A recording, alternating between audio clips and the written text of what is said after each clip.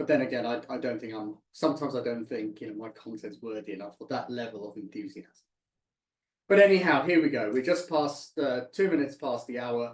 Once again, thank you everyone for being generous with your time, joining me on another webinar, talking about another topic that hopefully people find interesting. And what we'll do, I think I'll spend about half an hour or a bit less or a bit more going through the topic of bots in fund marketing and the challenges we're finding, that our clients are finding, our competitors are finding. It's an ongoing problem.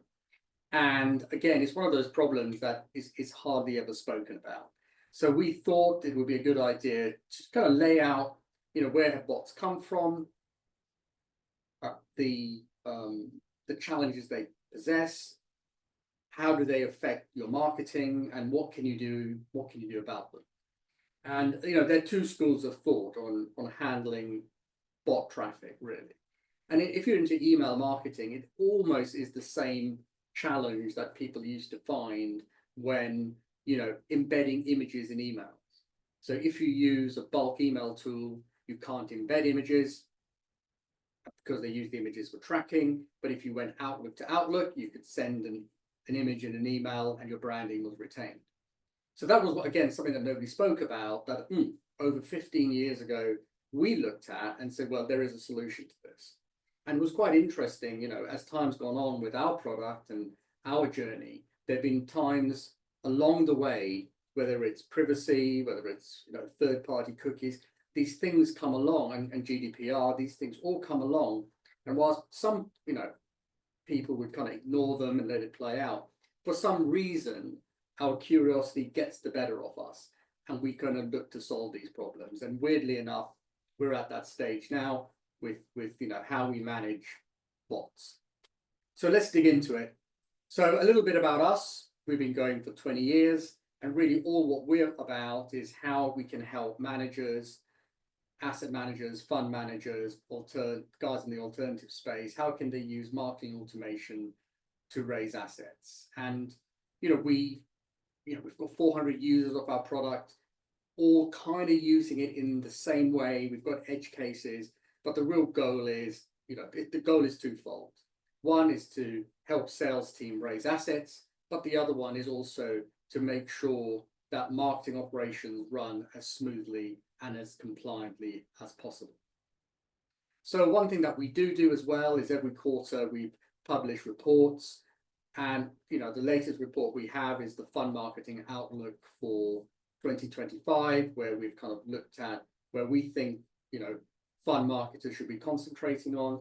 And what that really does for us is that it really, whether you use our product or not, just educates people around where we think the trends are and what fund marketers should be looking at, either in their own operations, in their own education, in their own hiring. So that's really what we're about. We're really focused on funds, we're really focused on hedge funds, asset managers, and we're really focused on digital marketing for raising assets. So that's a little bit about us. And the one thing that, underpins a lot of what we've worked out over the last period of time is funds, allegedly live and die by their performance, which is, the accepted truth.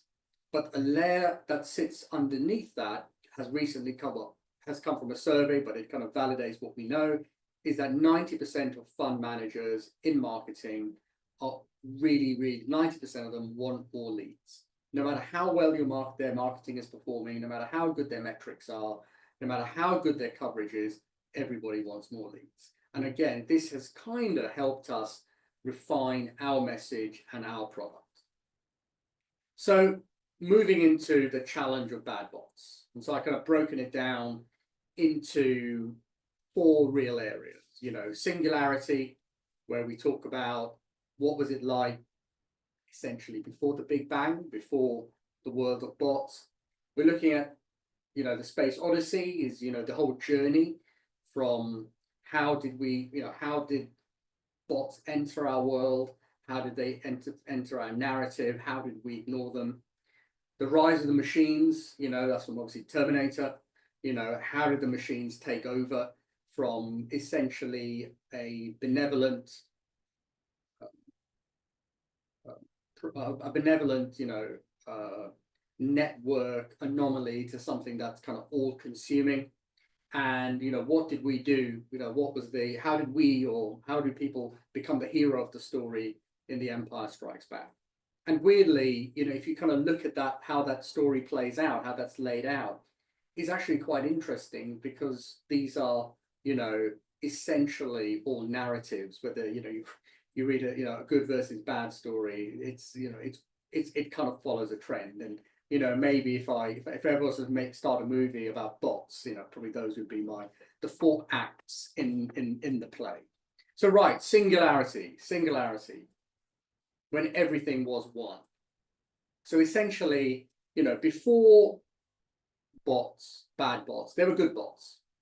And essentially the bots that used to exist, weirdly before 2001, but there may be earlier ones, was really around, there were search engines, Alta Vista, Lycos, Yahoo, suddenly Ask Jeeves, and then this other product came along, Google, right? And basically they were just crawling the internet, grabbing information, putting them away in a repository. And at the same time, you had companies like Getty's Images and people like that who, and other products that were scouring the internet for copyright violations, scouring the internet, grabbing information for breaches of compliance and the like. So what that meant is you could leave your front door open, essentially. So all clicks were legitimate on your website. All likes and comments that you were using on the early versions of MySpace and Facebook were all genuine. Google Analytics, the data coming in, and any analytic tool that you were using was real. And all your ad spend that you were just about starting to use was actually being consumed by real humans. So you're really getting real eyeballs on your ad, on your ad revenue, on your ads, and therefore the ad payments that your ad spend was legitimate and absolutely accurate.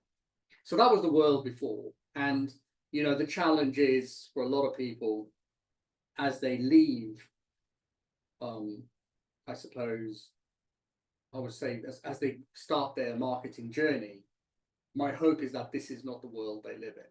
And if this is the world they live in, there's a bit of an attitude adjustment that hopefully we can go through in the next few minutes, next few 20 minutes. So the Odyssey, 2001, roughly where this all started. And what started to happen is people started to hack the algorithm.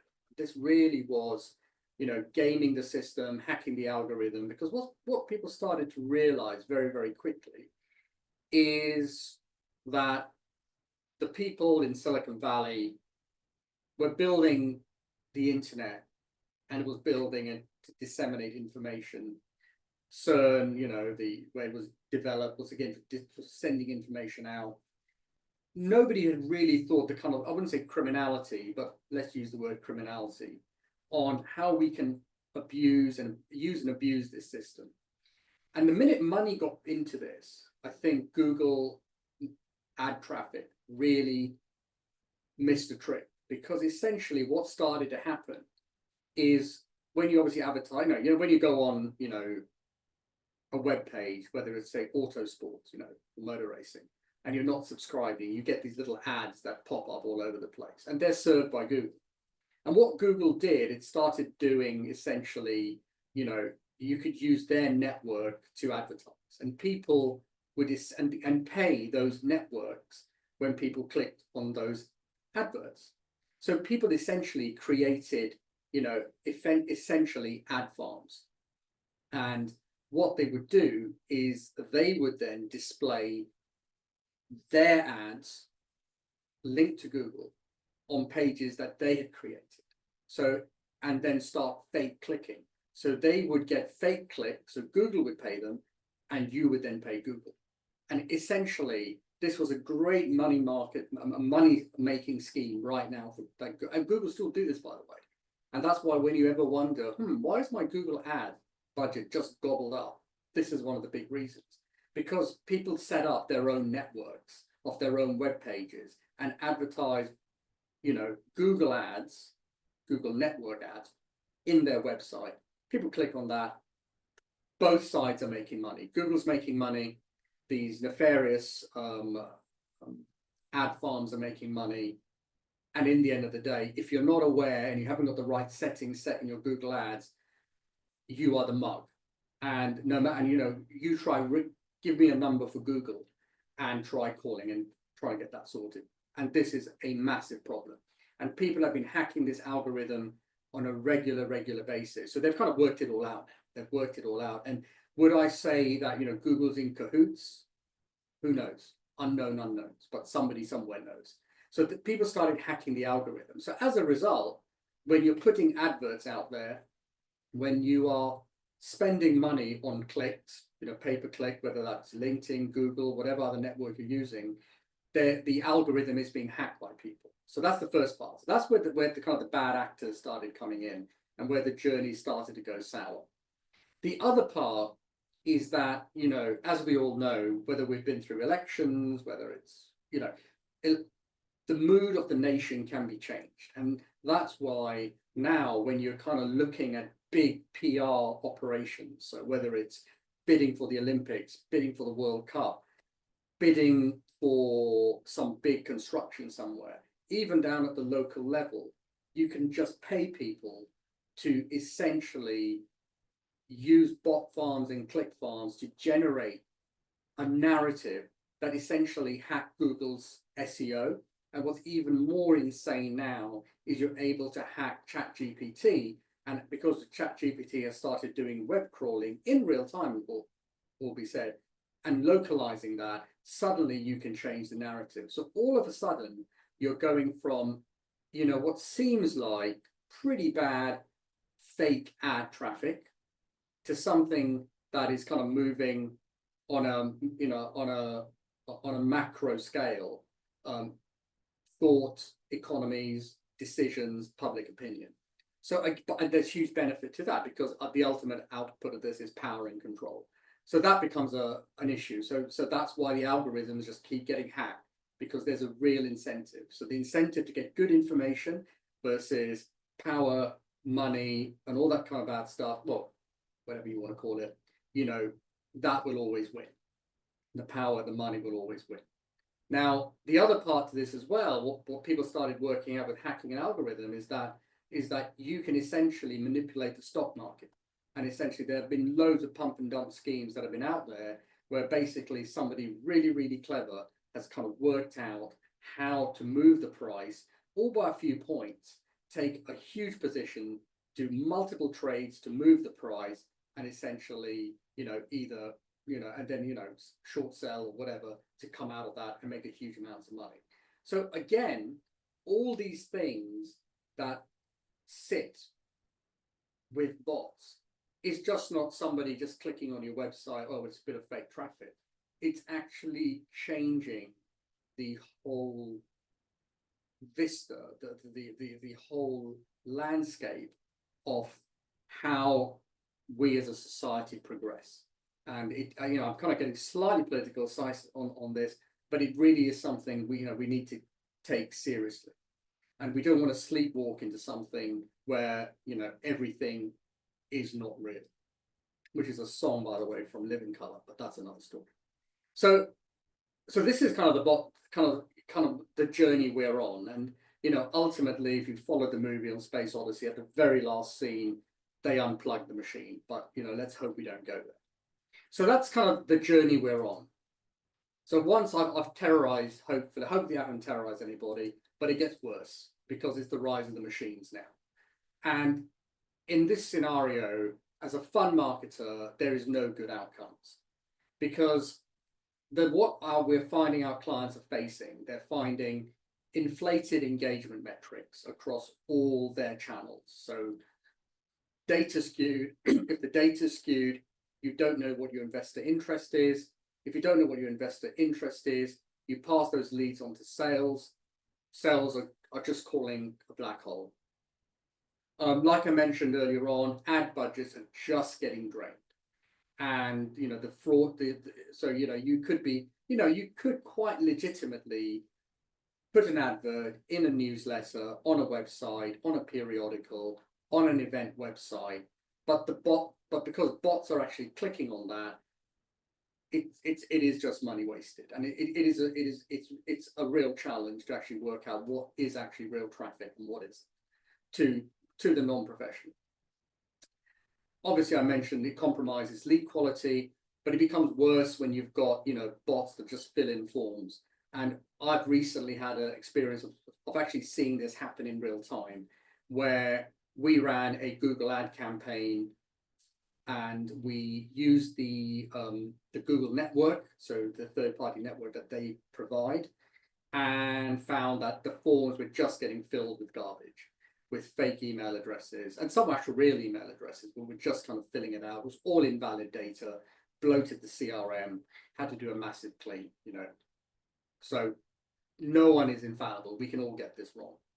The other thing as well, what's happening now is, especially with the advent of AI, is that AI needs data, and these bots are sitting there just scraping websites, scraping content. And I don't know if you know, but Meta/Facebook are incredibly hot water now, because they've been training their engine, their AI engine, with pirated data that comes from a database of published PhD level journals. So again, where does this actually stop? And it is a problem, right? So essentially, whatever great content you've created is being consumed someone further down the line, and it's all machine.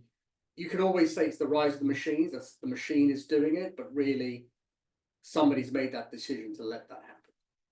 And then you kind of get into the case again where, especially for fund marketers, you get what's the special case is emails. And emails are actually quite interesting, because with emails, when you're sending out bulk emails, when you're sending out lots of emails, most people have an email firewall. They have some form of email protection. They're using McAfee, they're using Mimecast, they're using and a whole raft of them. And what happens is, obviously, to check an email, you read the email, you read all the links, you click on all the links. So immediately, they're not being read, they're being read by a machine. So you can essentially say, right, how do you then differentiate when that email is passed on to an actual person, that in their inbox, that they actually click on it, because you kind of discounted that because that IP address, has essentially fake read your email. So what you've got to be able to do is be able to, when you do your analysis, is to always look at a point in time with email. So when the email is sent, for at least for the first, I would say minute, any data that comes in is probably, and if they've clicked on lots of things that aren't humanly possible, you can discount them, but you've got to set a time limit to say, right, any time after this, these email clicks are legitimate. And ultimately, and I'll come to this in a minute, how when you kind of try to fix all these things is, you've always got to say, it's not the singularity where everything is known and everything's in one place and we're 100% sure that this data is accurate. There is a error function. There is an element of uncertainty that you've got to be comfortable with in how you deal with this. Okay. Now, an interesting thing is, this is how problematic bot traffic is.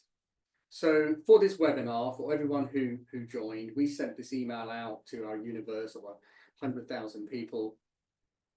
Of that 100,000, our product told us 77,000 was bot engagement. So if you do the math, that's a lot.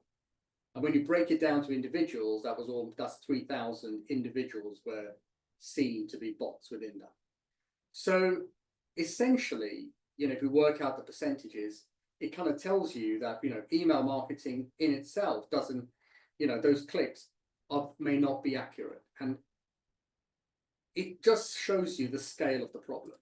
And actually, here's an example. But we actually in our product actually tell you what the reasons were that we pick these out as bots. Another example is where we use another product, and what that does is we basically looked at our LinkedIn traffic versus our normal traffic and found that the ads that we run on LinkedIn, you've got 80% bot traffic, 100% bot traffic that are coming in, while the things that we ran on our own website, this case, something we ran with Dakota, 98% non-bot traffic. So it is quite interesting how my bias that ads are not, the ad reporting is not as clean as it should be. It just kind of adds fuel to that fire. So again, the reason I'm kind of showing everybody this is to say it exists in every channel, and it's something to be really, really aware of. And they're no good outcomes. So how do we strike back? And this is the hero story, right? So the way you kind of solve this problem, right? The way you solve the problem is you've basically got to build out fraud detection systems in how you analyze the data. And you can have AI models that allow you to do this, but you've got to implement those. Is possible to do. There's also behavioral analytics. Again, behavioral analytics kind of feeds into machine learning, which kind of feeds into AI, is where you're kind of looking at the behaviors of bots versus the behaviors of real investors and kind of working out and using your AI to work out, well, this definitely is a real investor because these are the actions our language model knows that they're going to, our model knows that they're going to do, as opposed to a bot which may not. Now, this assumes the bots don't learn how an investor works, right? So, but that again becomes the forever cat and mouse game that we're going to be playing. Using captures and form validation is one way of doing it, but we've found that bots circumnavigate that and essentially inject directly into forms, but that's worth noticing. Auditing auditing your online traffic using tools like AbuseDB, where you can actually check IPs against reported abuse, is worth doing as well. And you can also look at where IP addresses are coming in from. One thing that's really interesting is the Ashburn report that you get. So whenever you're looking at your Google Analytics, you'll always see Ashburn. And Ashburn's really interesting because Ashburn is where a lot of the mail filtering companies host their filter software on AWS. So the crazy thing is if you don't know those IP addresses, which are reported as bad IP addresses, none of your email traffic will actually, any engagement will always be seen as bot traffic. So that's worth noting. So and knowing. So it kind of adds another layer of complexity. And in essence, what you're going to have to essentially do is either partner with a secure platform, and there are very few, and we do it, and what we do, and all what I've spoken about today is kind of what we do. But the things around advanced bot detection with AI, behavioral analysis, captures, traffic monitoring, it's again the thing that nobody's doing. And of course, as time goes on, people will be doing it. Like Tesla's not the only electric car. There are loads of electric cars as time goes on. But for us to be, I wouldn't say we're pioneers, but we are the first to really make this available to our clients and via our API as well. So you do need something to solve this problem, and you can do it yourself, like I showed you, or you can use a third party like ourselves. So it is a continuous thing. The threat is real. The AI bots themselves, click farms, there's a reason they exist. And knowledge, knowledge is one thing. And once you've got knowledge, you can hopefully, do something about it. But if you don't have the tools, you won't. And if you don't have the inclination, you won't.